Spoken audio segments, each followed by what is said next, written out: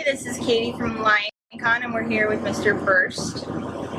Brust. Okay. I've been saying it wrong, and I don't want to ask you. For our Facebook Live interview series that we did Wig a couple weeks ago. They were a very awesome duo of cosplayers. So I guess the first question I have is kind of what made you want to be an author?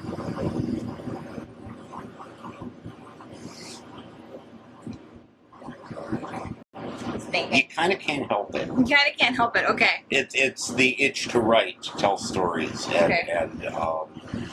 it's just there.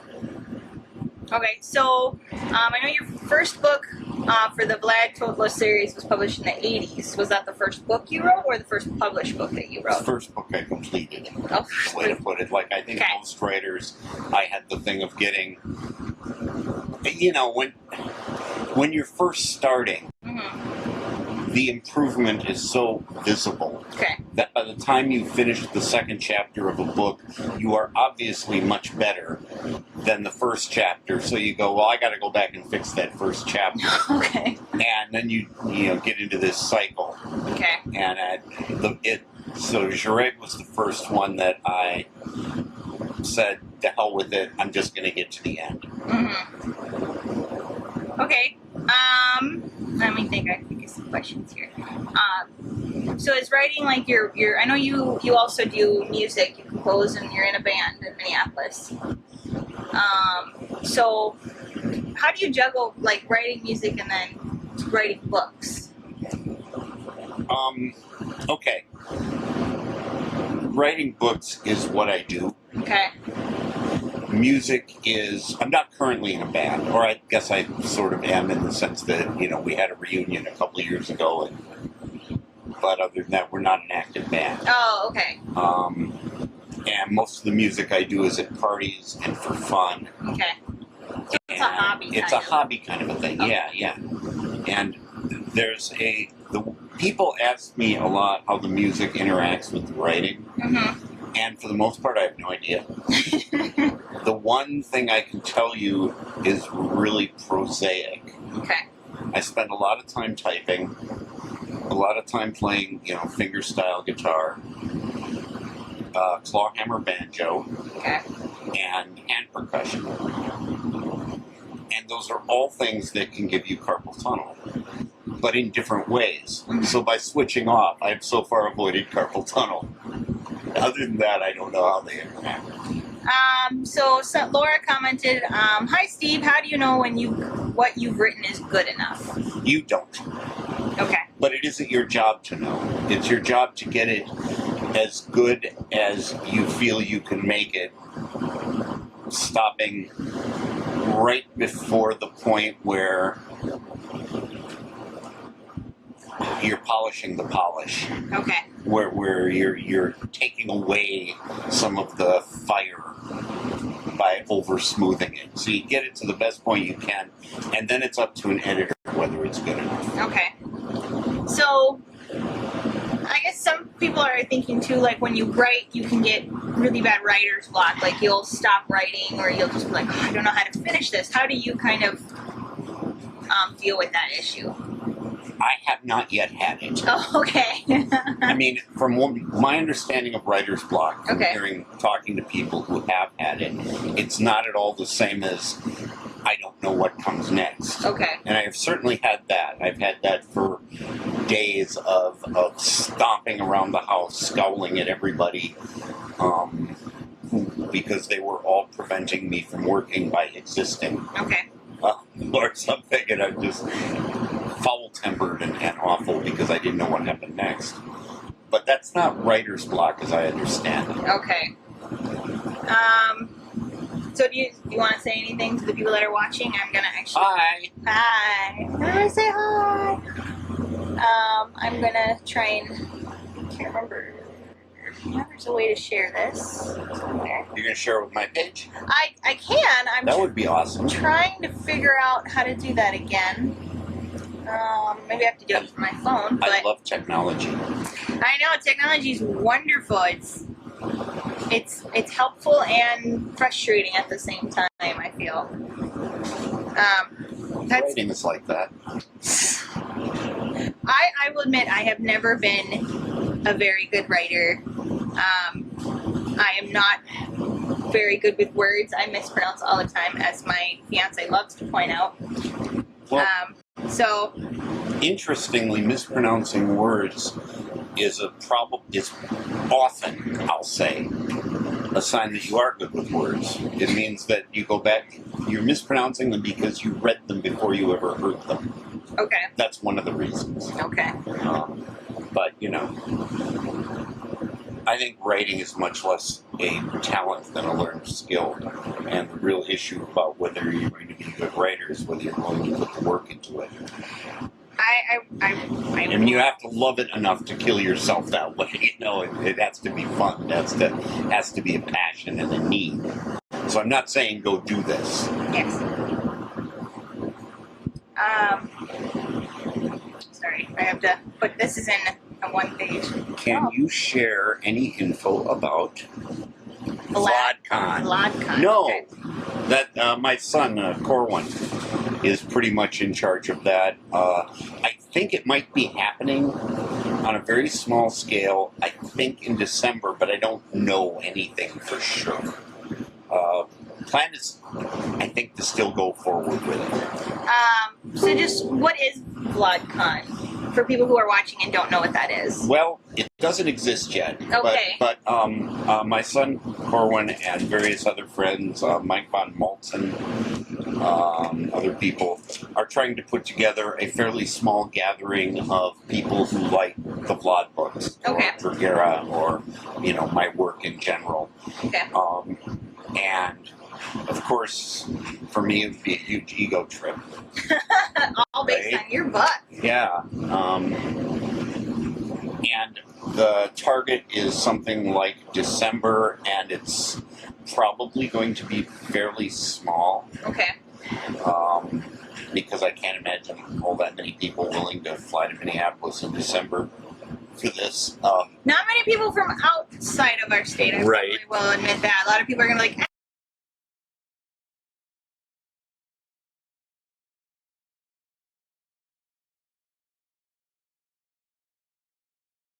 oh, there we go. We're back. Okay. We're back. We paused for a second. Internet went out a little bit. And that, I think that's a good time to do a con. December's typically, not a lot of things going on. You have Christmas and holidays and stuff like that. So you could get a pretty decent crowd to go if you got the word out enough. I know with LionCon, it's because it's so small and it's in St. Cloud, people don't, and it's only our second year. So people aren't aware of it, and, because it's in St. Cloud, people are like, I don't know if I want to drive that far. Yeah. A lot of people live here. So if you did it, would be in Minneapolis. It'd be somewhere in the Minneapolis area. It would, there is a fan page. What's it called? It's called, somewhere on Facebook is a Dragera fan page. And, the Clava Cafe. The Clava Cafe. Okay. And that's Klava. And I imagine as it develops, as it happens or doesn't, that's where news will be. Oh, okay. Okay. So somebody asked, what is the meaning of your t-shirts? Oh, I'm glad you asked me that. I actually put in less effort than I usually do selecting a t-shirt. That's my big decision of the day. This one I just grabbed. But this is Viable Paradise, which is a week-long writer's retreat in Martha's Vineyard. On Martha's Vineyard? How do you say it? Is it in or on? It's on. On Martha's Vineyard. I'm one of the instructors there. There are 8 instructors and 24 students every year. And it is such an amazing time. Really, it is so cool. I found out I love teaching. And it's very intensive about writing, particularly science fiction, fantasy. Okay. So it's like a writer's retreat?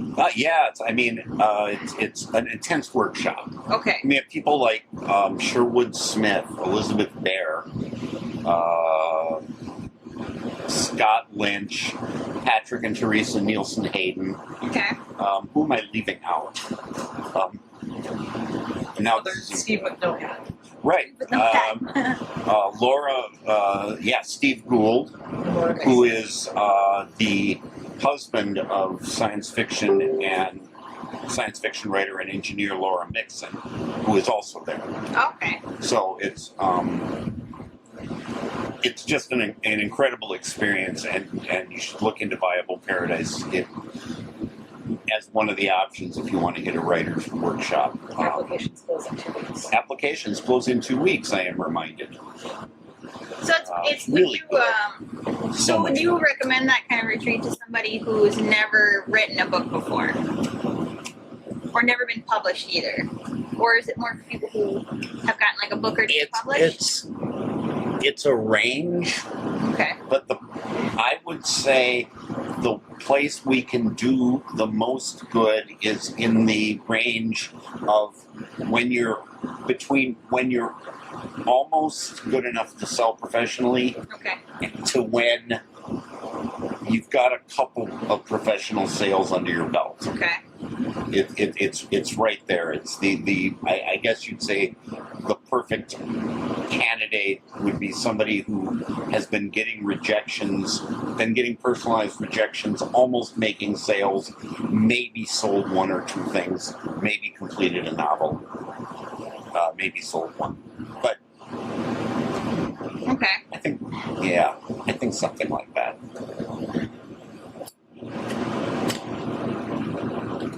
Okay. It's incredibly intense. If you look up some of the blog posts from past students, you do not come out of there unchanged. Okay. That's very interesting. So are there any other cons you're going to be appearing at this year? Because I know you had. Just was at Balticon. It's so much fun. I have my own little convention, sort of. I mean, it's mine in the sense of I started it. Other people are running it now, but I feel very personal about it. It's called the 4th Street Fantasy Convention. Okay. And it's mid-June here in Minneapolis. It's a small and very intensely craft-focused convention. Okay. High percentage of pros and readers who really want to get into reading, if you know what I mean. Who one of the unstated themes is how to read better. And they're, people who really want to get into it and about the nuts and bolts of craft. Okay. That one, what else am I going to? Jen? We have decided not to go to WorldCon, so we're not going to WorldCon, although we previously wanted to. I think that's it for what's scheduled for sure right now that I can think of. Okay. So, Paladin asked, what can you tell us about the new Vlad novel? Hey, Paladin. It's set immediately before Hawk, like right before Hawk, maybe a matter of a couple of weeks. I can tell you that I had more fun than is probably healthy. And I did some bad things. Ooh. So this will be the 18th book of that series? Is that what it is? Or am I thinking of the number? I have no idea. You have no idea anymore. I believe it was 18. That sounds perfectly right. Wait a minute. No, it can't be the 18th. It can't be 18. There'll be 19 altogether. Because there's 19 altogether, and I have 4 to go. So I guess this was like the 14th. 14th book. Or something like that. And that one comes out in October. Correct. Beautiful cover. Beautiful Steve Hickman does such great covers. I think I did see the cover of that one. It's looks very, very cool. All of your covers look really cool. I mean, you can tell like one was started in the 80s, but if you go to a convention and you sit in the bar where all the pros are gathered, one of the things that will come up is them bitching about what terrible covers they have. And whenever that happens, I kind of slink away because I got all the good covers they didn't. I've got Steve Hickman, who's just amazing. I've got an Alan Lee cover, Jim Burns, Sam Raiklen, who's Rick Berry. Just can't believe I got these things. So let's see. One person here asked, I don't know if I can see up, what was the thought process involved in the creator of the Drageen? I'm not sure if I'm saying that. Houses. Drageen Houses. They came out of a fantasy role-playing game in a homebrew system created by my friend Robert Morgan. Okay. And I stole them, changed them, modified them for use in fiction. But he's the one who originally came up with the cycle. Okay. Which is why I actually haven't. I have forgotten to put Robert in the credits in the last couple of books. I should do that. But in the first several books, Robert's changed his name a few times, but for the longest time, I was always giving credit, and that's why, because he invented the game. Okay. So it seems like some people are saying you can't comment listening to the video continuously or reading the new comments. I'm not sure. People are saying they can't see both. If we don't get to your question, you can re-ask it. I'm not sure how to see or scroll through comments in a live video currently. Right. I'm still very new at this, so. And we're gonna either link to it afterwards or whatever on my Facebook page, and I will try to get around to answering any questions. So if they don't come up, re-ask there, and I'll do what I can. I mean, answering questions is a polite way to say talking about myself. There we go. Which is one of my favorite hobbies. So yeah, once this video is done, we'll finish it, and then we should be able to share it wide. Perfect. And then you can share it from there. So let me see. Do you have anything you want to say to anybody? Because we have 25 people watching. Yay. Hey, people. Hi, everybody. Let's see. So let me think. You have one book coming October, the next one next year. So are you currently writing the next two books, or are you writing the next book? Okay, what I'm working on now, I am working on a collaboration with Skylar White, with whom I wrote the two Incrementalist novels. This one isn't an Incrementalist novel. I'm not sure exactly what it is yet, but it's going fairly well. We will see what it turns into. It might end up a YA for all I know, or it might end up turning into nothing and dissolving into the raw chaos from which words spring. Also, I am just starting another vlog book called Psalmeth, and I'm also rereading all of the earlier ones as I prepare for the end game. Okay. And because I'm getting around to wrapping up the series, and if I'm still alive 4 books from now, and so I'm like going through and taking notes so that I can find, here's a thing that I threw out there. Now I can play with it and do something clever with it, and everyone will say, wow, he had that all set up from the very beginning, and I'll go, oh yeah, absolutely, had it all planned out, trust me, really. So, Dean asked, do you have any plans for other novels set in the Dragaria that expands our experience in the world like the Kavren romances did? I don't know if I'm pronouncing that right. It just so happens that Parfy went and wrote another novel. It is currently, I don't want to say too much about it because it hasn't sold yet. It's under submission, and we'll see what happens with it, but the title is The Baron of Magister Valley.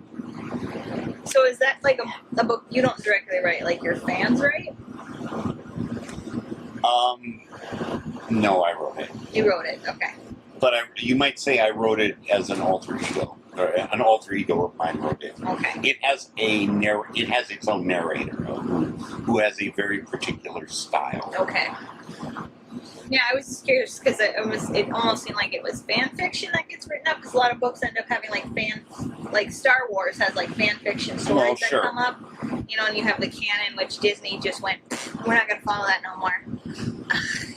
But, you know, you could argue, I think you make a strong argument that, okay, when I wrote Jireg, it was pro.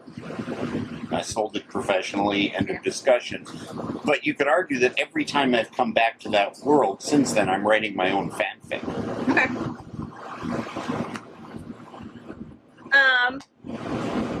So, I kind of a personal question. So, are you from Minnesota, or you're born and raised in Minnesota? Born and raised in Minnesota, lived here almost all my life. 7 years in Las Vegas, 3 years in Texas. Ooh. And back here. Back here. I'm born and raised in Minnesota. Never really been anywhere else. I've never lived anywhere else. I've been to China. That was all I've ever been to. Wow, that's pretty cool. That was, yeah. So I heard you were talking about your son is trying to kind of do a con based on your books. So is that your only son, or do you have grandbabies, or? Yeah, I have one son. I have one strapping son and 3 charming daughters. And 5 amazing grandchildren. Cool. All of them Corwins, my sons. They're all what? They are all children of my son. Oh, they're all children of your son. None of my charming daughters have yet produced grandchildren, but they might, if they so choose. If they so choose. So somebody asked, did you discover poker in Vegas? Because I know you're a very avid poker player. I discovered poker as a byproduct of my marriage dissolving. When I would go visit the kids afterwards, and they were very young at the time. There's a gap, a 7-year gap between my son, who's the oldest, and the twins, who are the next youngest. So I would go visit the twins and my youngest, Tony. And as we were doing things, hanging out, one of the things we came up with to do was get the jar of pennies and throw it out there and play poker. Okay. And that was fun. And then one day, Corwin was there, and he played, and he beat me. And I found this intolerable. So I went and got some books and started hosting regular games and studying the game. How old was he when he beat you? I don't remember all that well. I'm gonna guess 17ish, 16, oh, okay. 17. So it's not like a 7-year-old or a 5-year-old is like, I beat you, Dad. No, but it was still sufficiently humiliating. And so yeah, I started taking the game seriously. Found out it was just way fun. And then later found out it could be way profitable. When internet poker has pretty much died now, but there was a period when I was... all right, how do I say this? The way I work, my process, don't try this at home, kids. But what works for me is I've got 3 computer screens. Let me see if I can do this. Yeah.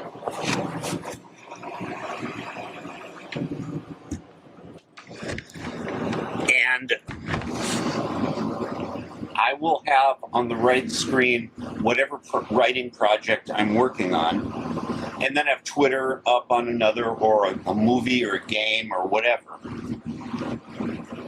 And so I'll be concentrating on those while the back of my head is working on the book, and every time I look over to the right, I can see the last sentence I've written, and I'll be doing something. Go, oh, okay, I know, and get another sentence that way. Okay. There was a period when internet poker, before Black Friday, we could do that, when I would be playing poker on one screen, and writing on another. And and there would be days. Okay, I won $200 today, and got a chapter written. This is heaven. Okay, this is just glorious. That sounds like heaven. Did you use the $200 to like spend on yourself or to buy presents for the grandkids? For the most part, I used it to add to my bankroll so I could play higher stakes. That's the whole point, right? Eventually, Black Friday hit and all the money went away. Ooh. The government took it. Then eventually gave some back. And I believe the timing on when it came back was right when I was broke.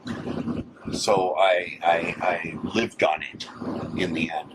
I ended up with something like $1,500 after starting with a $10 investment. If you think I'm bragging, yes, I am. I'm actually not a fantastic poker player. I am a solid winning player. I win small. But at that period in the internet, everyone else was so bad that all you had to do was play a pretty solid, straightforward game and you were going to make money. Well, Justin says he loves your birds. I think there's only one. Only one, but only one. He thanks you. And then somebody asked, who would you pick to play Vlad in a movie if you had to choose? I don't know now that Alan Rickman is dead. No, Alan Rickman's going to play me in my movie of my life. Yeah. I would say my first choice would be Alan Tudyk. In fact, if you're ever interested, you could go to my my blog, dreamcafe.com, and in the search bar up there, you type, I don't know, casting Whedon-esque, I think might work, because I decided to cast the TV show based on Joss Whedon's Usual Suspects. Somebody asked you Chase the River. I'm not sure what that means. That's Corwin, by the way, who we've just been discussing. That's my son. Oh, okay.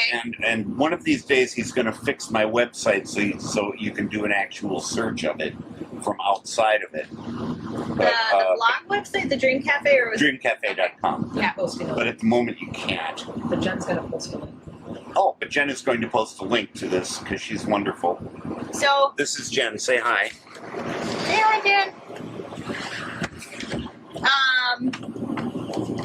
So somebody had asked earlier, how much would you charge for autographs at LionCon? And I know we talked about it, and you said anybody can come up and ask for an autograph. No, I don't charge for autographs. Good God. Some people do, some people don't. Well, I guess it just seems so weird to me. So he will be at LionCon again. If you have his novel, you can just go right up to him. He will be wandering around the con. Are you going to be scheduling a signing? Is that going to be one of the events? We don't have anything scheduled. If you would like, we can schedule a signing. Either way, I mean, if you have a signing scheduled, then when people want a book signed, I'd rather they waited for that. Okay. But if you don't have a signing scheduled, then yes, absolutely, just grab me at any time. Yeah, we can put that in our programming because I had talked to you when I first contacted you about it, and you're like, no, I don't have to charge for autographs. So yeah, we will look into scheduling you for signing. We do have you down for a couple panels too at LionCon. Good. I love being worked. Okay. At conventions. One of the things BaltCon did was a really great convention. One reason was they kept me busy. They had me on, I think, a half a dozen panels and stuff, and it was great. Okay. The worst convention I think I've ever at was this weird. It was a gaming convention, which is nothing against gaming conventions. That means that in between, whatever's going on, everyone's in playing a game, and there aren't any people hanging out. And I was scheduled for one panel the entire weekend, and I was so bored. Because while I enjoy gaming, I don't like it at conventions. I like, ongoing long-term campaigns and stuff. Okay. So I wasn't gaming, so I was just sitting there. So yes, work me hard. Okay. But make sure not back-to-back so I have time to run out for a cigarette. No. We have two of your panels scheduled on Saturday and then 2 on Sunday, and we will be coming out with a schedule here in the next month once we get everything finalized. We only have one panel room though, so we can't have you skip from panel to panel. That's as big as the spaces we got. So I like single track programming. That's what I prefer. Yeah, we have you scheduled for paneling. We have Wig is doing a few. We have another artist, another author coming. His name is Christopher Schmitz. I don't know if you've ever heard of him. He's pretty local. He helps people get published, helps them write, kind of connects them with other writers. Nice. He's another guest that's coming. He also cosplays, so if you ever want to cosplay, you're welcome to cosplay. We have a cosplay contest going on. We have the Manticore. I don't know if you've heard of them. They are kind of like a whole con group and cosplaying group based on the series of novels called the Manticore. Okay. And it's like Space Marines. Cool. They're coming. They're going to christen a ship at our con. I'm not sure if they're going to like bring in a ship and then assemble it and smack it with a bottle and then disassemble it and bring it back out. But we're very excited to have them. We're very excited to have you. And then Paladin is asking, do you remember us buying you drinks for autographs at the con in Dallas, and then you were surprised to see how much the drinks were? Oh God, that's a whole story. Oh my God. Story. It was my first Texas convention. I was living in Vegas at the time, and it was Con DFW, which, by the way, is an excellent convention. And I got to the hotel, got into my room, registered for the convention, and of course, like you do, went to the bar. And somebody came up to me and said, "Are you Stephen Brust?" And I confessed. And he said, "Can I buy you a drink?" And I know the answer to that one. I say, "Yes." I said, "What would you like?" And I look over the stuff at the bar, and I'm going, I don't remember exactly what it was anymore, except it was yummy. But it was like, I said, "Oh, wow, Balvenie makes a cherry wood." I had no idea. I'd like to try that. So he got me the shot, and I, drank it, and it was delicious. And I don't drink fast. I don't drink a lot. But, during the convention, I was pretty much, anytime I wasn't doing anything else, in the bar, sipping a whiskey. And it was that, whatever it was, Balvenie cherry wood or something. And this would continue the whole weekend until the last day, Sunday, late afternoon. Suddenly, there was no one to buy me a drink. Well, that was fine. I went up to the bar and I said, I'd like one of those Balvenie cherry wood. Bartender said, "Okay, that's $23. I'm like, so now I'm that asshole. Now all of a sudden I am the asshole who makes people buy him super expensive booze. I felt like such a jerk. Well, as my fiance has put it, there's no price on good liquor. If you really want good liquor, you better be willing to pay that price. I agree, but you shouldn't. But when somebody comes up and says, "Hey, can I buy you a drink?" You don't, you don't want to buy the most expensive. You don't aim for the most expensive thing in the house. At least not without asking him first. Yeah. Well, Richard asked. He is re-asking this because we missed his comment before. Okay. The subject to writer's block or over polishing the polish. Do you ever, or how much do you have an issue with overbuilding your world? I have a big issue with it. I think it's a terrible idea, and it's very dangerous. And you need to take that with a grain of salt, because a lot of this is about my process. So I will tell you what I think, and then you should discount a good chunk of it, because other people work differently. In writing, there is no difference between building the world and revealing the world. Therefore, everything is based on what you are revealing. And that means most of the time you're spending creating the world, aside from writing, is time you're not writing. And again, you need to know more about the world than you're telling the reader. You need to give a sense of depth by having things you're not telling the reader. But I see most intensive world building as avoidance of writing. Okay, and now I'm going to repeat, again, that's me. There's a lot of people, there are people who do things where the world is a character. You can think of 100 examples of that. Jacqueline Carey is a good example, where she put obviously put intensive effort into the world building, and it pays off beautifully. So, is she a historian also? Is Jacqueline Carey an historian? I think so, yes. Oh, and Ada Palmer and Two Like the Lightning is another one where it's obvious the world got intense amounts of work and it works. So, yeah, I'm absolutely right except when I'm wrong. Somebody says, come to Portland, we'll take you to the Multona Whiskey Library. I feel like looks like a library, but instead of books, you have varying whiskey bottles. That sounds delightful. I know a few people that would probably be doing that. I don't know if I'm permitted in Portland. Ooh. I don't think I'm cool enough. I think they have. You put your hair in a ponytail, and you got like the big ironic glasses, you'd fit perfectly. I think you could pull it off. Okay. Totally think. Hi, Jason. Hey, Jason. Jason is everybody. This is Jason Jones. He's one of the chefs at at Hugo's Cellar in the Four Queens in Las Vegas. Oh. And two significant things about Jason is one, he appears in The Incrementalists in character as a chef when they have a meal at Hugo's Cellar. Okay. And the other is he's the guy who helped design the meal in Sur.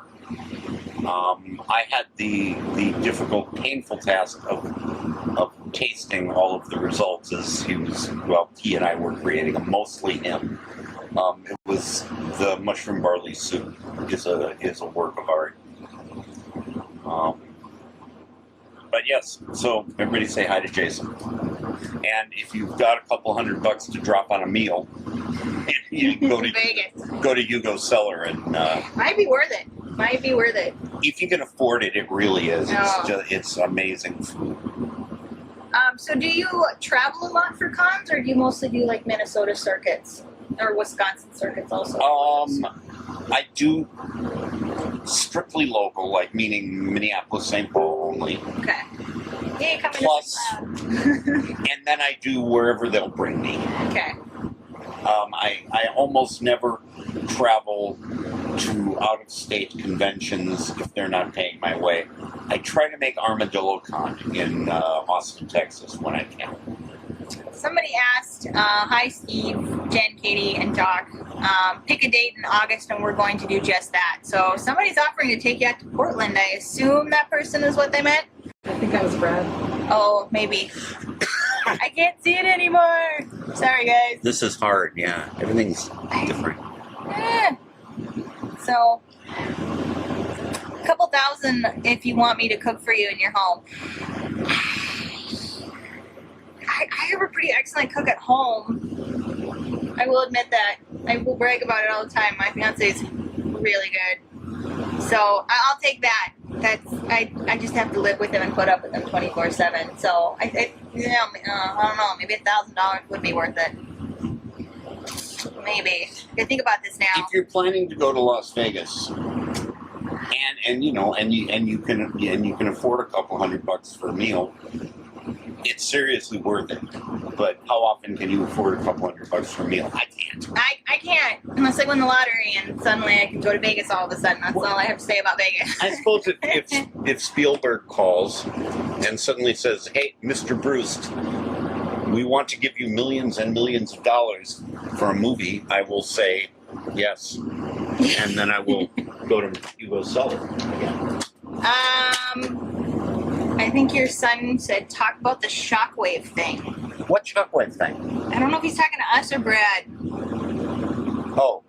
Might be talking to Maybe Brad. talking to Brad. Maybe talking to Brad. Somebody earlier suggested Neil Patrick Harris for Lionheart. Yes. But my original choice is now deceased. It was Robin Williams is who I first wanted for Lionheart.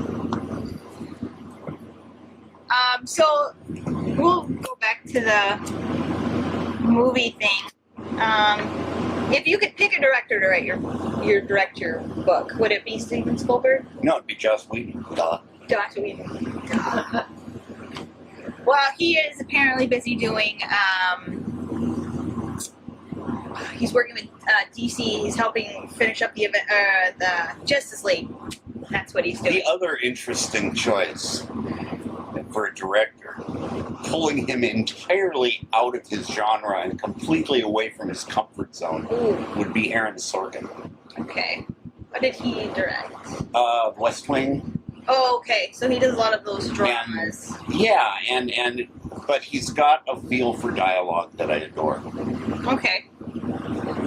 So Derek has written, "Hi Steve, what was the story with the issue of the Time Walker you wrote? Any stories about that?"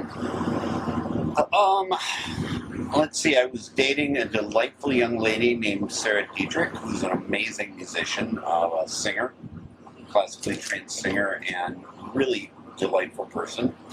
And I don't remember who made the offer to write that, but I was kicking it around with her, and we thought it would be really fun to do something with music and going back in time and changing music. Okay. Now, of course, we did the thing that you always do in stories like that. Changed it so it's like this, right? In the original one, we had bands like Crosby, Stills, and McCartney or something, and different kinds of playback. I think it was reel-to-reels were common rather than LPs or whatever. Okay. And so they went back in time and helped Mozart invent counterpoint. Okay. But it was fun. No real stories about it, except it was a blast. It was my only effort in comic books. Not generally a comic book person, with the exception, of course, of anything by Neil Gaiman and He's very good. Yeah. Unbeatable Squirrel Girl. Squirrel Girl. He likes Squirrel Girl. What's not to like? That's true. So John commented, "Hi Steve, my question is this. Hey, John. Is Kasi's political activism somewhat of an embodiment of your own political leanings? And if so, are there other characters besides Vlad that embody certain character traits of your own?" That's a huge question. I mean, Cotty has a lot of similarities to my own opinions. Not as many as Oscar in The Incrementalists.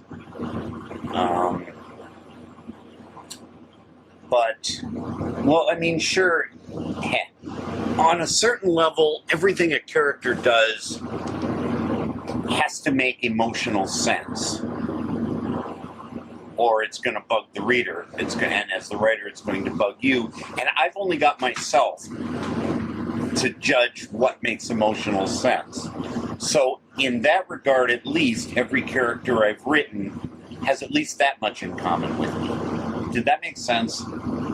Was that a reasonable answer? Beyond that, you pick and choose. I've done some things where I have actually plopped people into books. And one thing I've discovered is that inside of a paragraph, it's no longer that person. The character instantly takes off and goes in his or her own direction. Somebody asked, Jason asked, "Is that Doc in the background?" Yep, that's Doc. The bird? Hi, Doc. Does he speak? Does he talk at all? Oh, yes. Like, talk? Talk. Ah. When he isn't screaming. That's birds. They scream all the time. But yes, he has many important bird things to say. Does he mimic like what you say, or can he actually like kind of have his own thing? Mostly things that he has picked up. Every once in a while, he would, particularly when he was younger, come up with something where you go, "Where did he get that?" I don't know anyone who says that. Does he swear? No, and I don't know why. Because certainly particularly fuck is an easy word for a bird to say. The way it works in their mouths, and many birds pick that up, and I say it a lot. And it's also often said with emphasis, and that's what birds will often get, is if you say something with a great deal of emotion, that is something the bird is liable to pick up on. One of my favorite stories from the bird place where I got Doc, wonderful place in Mesa, Arizona. Don't know if they exist, called Birds of the World. But one one of the stories from those people was about a young married couple who bought I think it was an Amazon. Okay. And whenever they would have a fight, it would end with the woman saying, whatever, and walking away. And so, of course, pretty soon, every time they'd start to have a fight, the bird would go, whatever, whatever, what? I mean, how do you have a fight with your spouse when this bird is making fun of you? A little bit. I will say, dog tells me to process. I had a bird as a kid. We had a parakeet, and it learned to mimic the microwave, the beeping microwave, and it learned to call the dog. Come, Lassie, come, and the bird would they will often, because the dog would sit in front of its cage because it heard its name being called, and it started chirping and freaking out. And it's like, well, you called the dog a dumb bird. So. They will often call other pets. Somebody asked me to talk about the Pre-Joycean Fellowship. PJF stands for Pre-Joycean Fellowship. It is the best brief explanation I can give is something Tappan King said some years ago.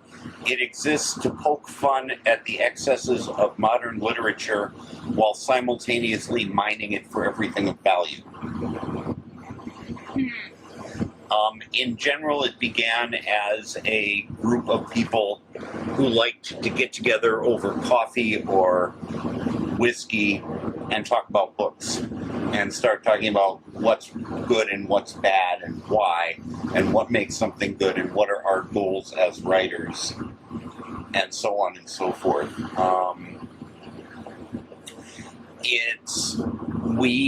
We believe in middlebrow literature, maybe you'd say. There was a certain point, not with Joyce, but following Joyce, where there came to be a certain kind of division in literature between, this is crap for the masses, men's action adventure, pulp western, category romance, and so on and so forth. Oh, yeah. And this is high literature that is intended for the elite. And the Pre-Joycean Fellowship believes that that's a nonsense distinction.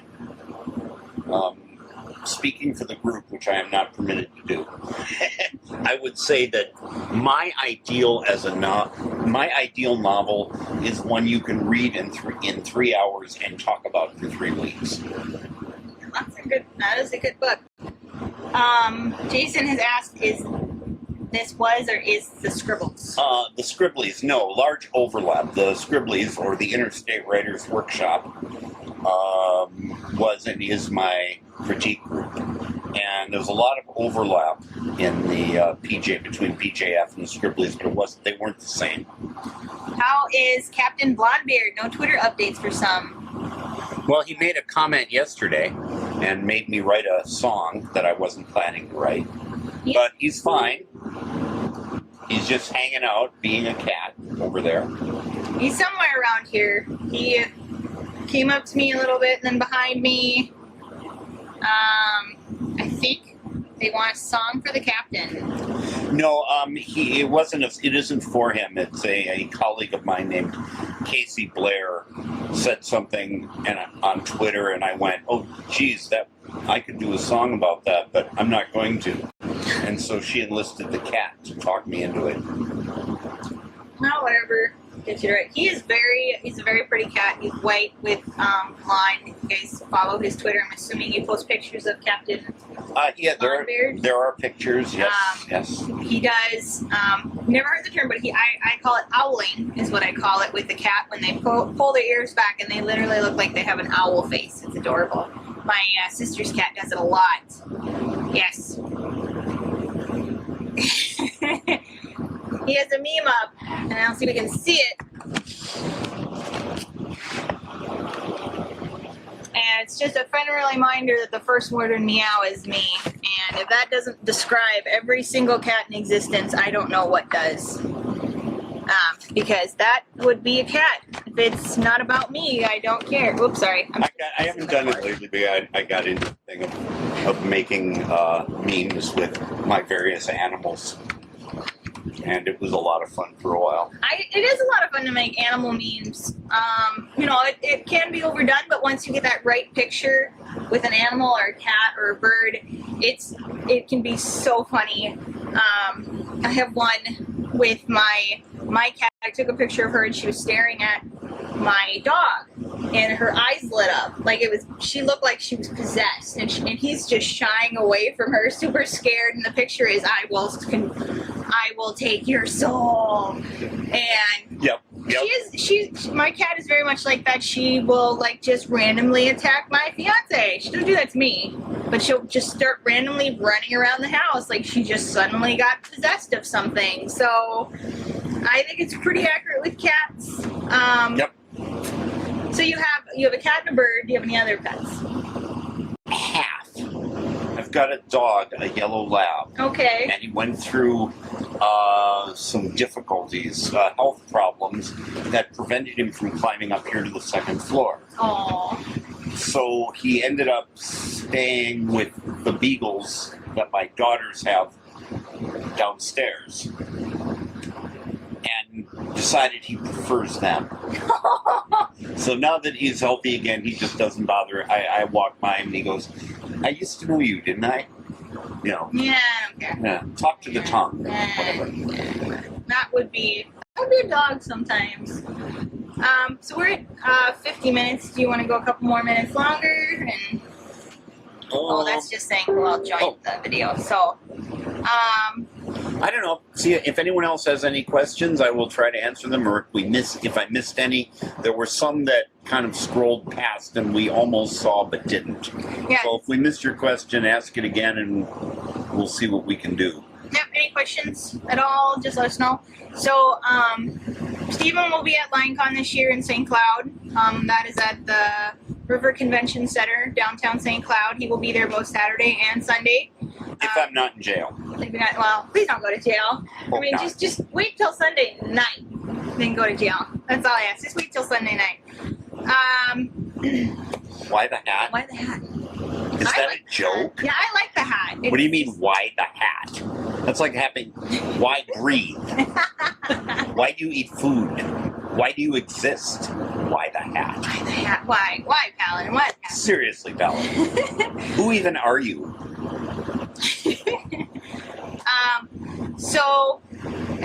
LionCon is from September 2nd through the 3rd. It's from 10 to, I believe, 7 on Saturday, and then 10 to 5 on Sunday. Thank you, John. Yep. Oh. No plans, Jason. I'd like to. Yes, Paladin, I always wear it. This is the side I sleep on. See, that's why it's folded. What? What? He will be there. We'll look into setting up a signing for his books for people to come in. We'll probably just set an hour aside, add that to our programming. He will be hosting 4 panels. I think there were 4 of them were about your, I can't remember what they were. It's so long. I think, yeah, I'm going to be doing some panels which will be on subjects, and in which panelists will talk about subjects. He'll just stand there and watch all of you, and you have to contribute somehow. I assume there are other panelists on these. No, these are all run by you. You can say whatever you want. You can just make it all up. Okay, I need to explain something to you. Oh, okay. A panel with one person on it is called a speech. You shouldn't ask people to give speeches without warning them that they're going to give a speech. Well, we can look and see. I mean, I'll stand up there with you. Okay. I'm part of one. I'll stand up there with you. Yeah, then, worst, it's an interview. That's entirely different. I can wing that. Okay. But I was at this one convention, where they kept doing that to me. And I kept being on panels with no one else. And I was like, especially when there was one called Humor in Science Fiction.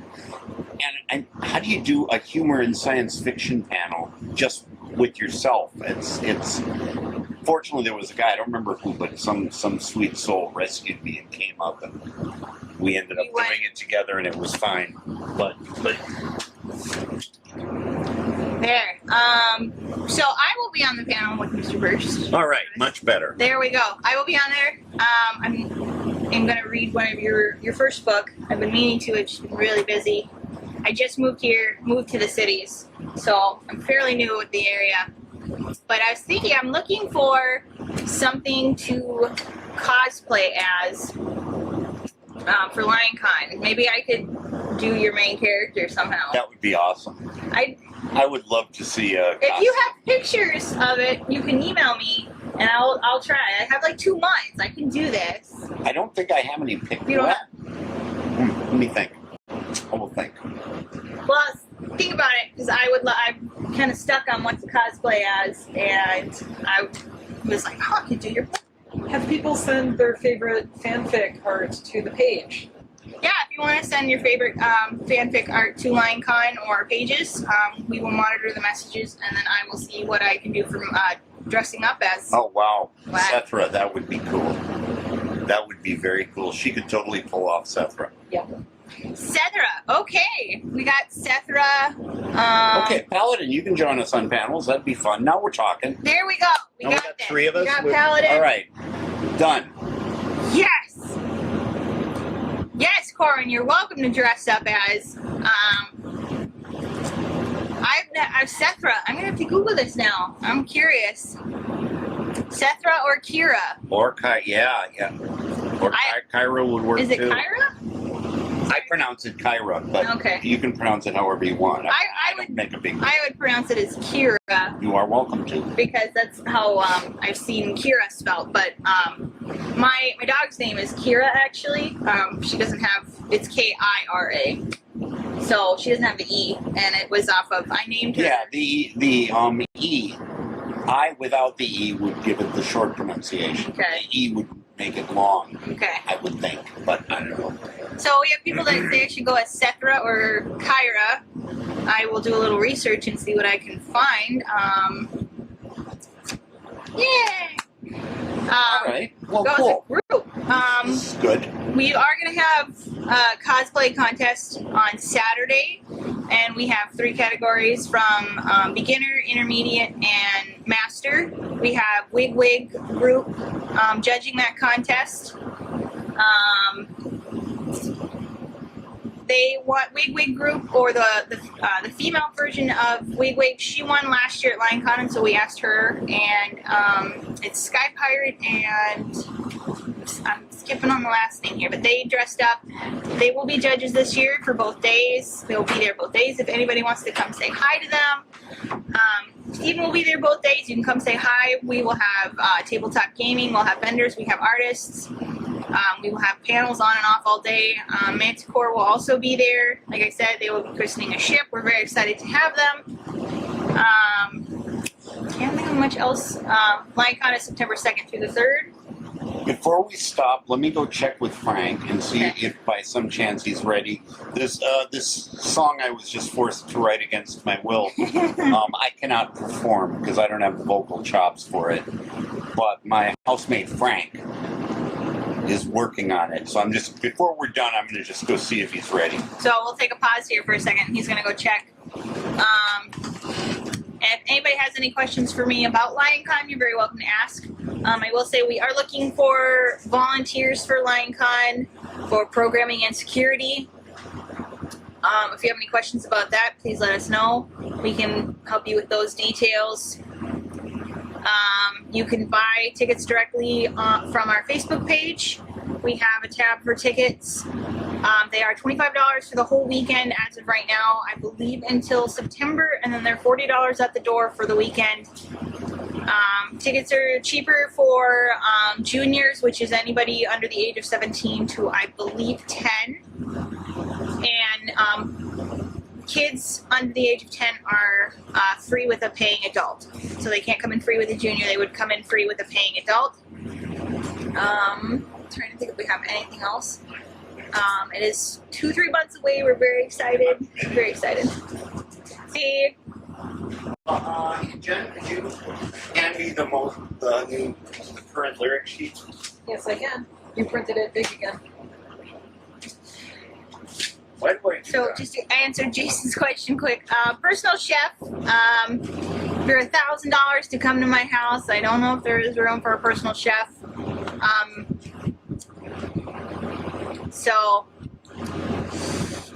thanks for the invite. I mean, you must be really good if you're working at a Vegas restaurant. They charge hundreds of dollars for it, so that's awesome. We're getting ready for a song, so everybody stay tuned. All right, how do we do this? Oh,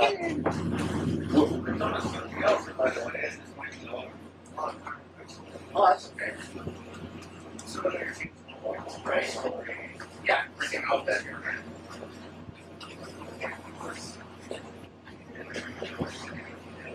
No, we can't. Because that, we have to keep that because that was the seed. That was the seed that made it happen. It's still not on one page. Still not on one page? But it's just the last 2 lines. Okay, fine. So I'm gonna, how about if I put this here, Frank? Does that work?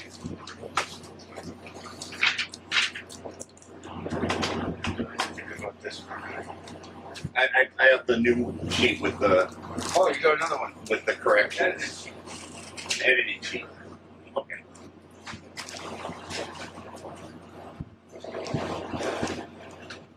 All right. So where do you want to do this? You can sit right here, and I can move. You can sit right next to him if you want. Here or there, or where would you like?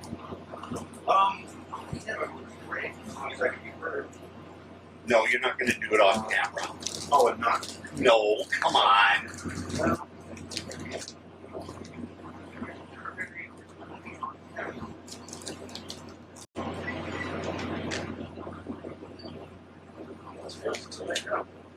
It'd be on the edge of on camera. Just very. Yeah. Well, okay, if you don't want to, we can do it off camera. Somebody saying Frank. No, exactly. Yeah, we can do it. We can do it off camera. We can do it a little bit off camera. I don't know if we can. We won't do it fully on camera. All right. Frank does not want to be on camera for this, but with luck, you can hear him. Do you want me to hold this?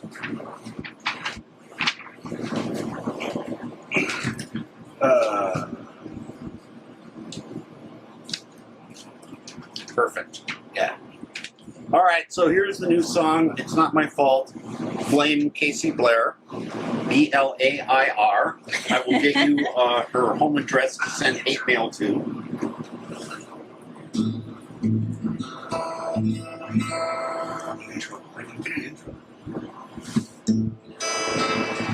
That works. I hope you can hear this. Endless tweaking her stories, assembled in scribbler, awaiting her words, flailing at phrases connected by commas that run, wishing they were wise, only to stick at the need to divide. Then simply plotting, she opts for an outline and opens an empty notepad file, clearly contriving the crux of the conflict. She backs up to chapter 5, or even the prologue. It is one story, it is two discordant, it's in 3 fragments, it is 4 submission. Oh, perspective produces professional prose, the puzzles, the editors inside. Perfection's a problem that promises painful proposals with words to lie. I don't know how pronouns that word. He lied. He lied. I don't know. Or even the prologue. It is one story. It is too discordant. It is in 3 fragments. It is for submission.